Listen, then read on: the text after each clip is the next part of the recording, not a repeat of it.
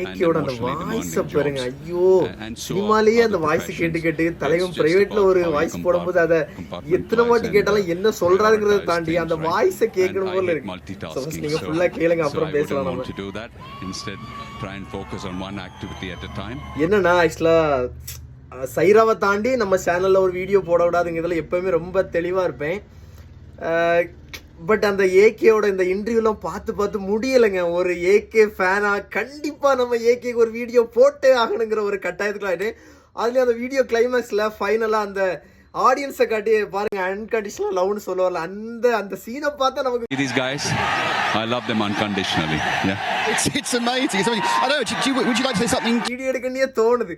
தலைவன் என்ன மாதிரி இருக்காரு. ஆக்சுவலா நம்ம சினிமால ஒரு டயலாகா பார்த்து நேரா பேசும்போது கூட அந்த ஃபேன்ஸ் மேல அவர் வச்சிருக்க அந்த ஒரு லவ் இருக்குல்ல, ஸோ அதுதான் நம்மளெல்லாம் இப்படி வீடியோ எடுக்க வைக்குது.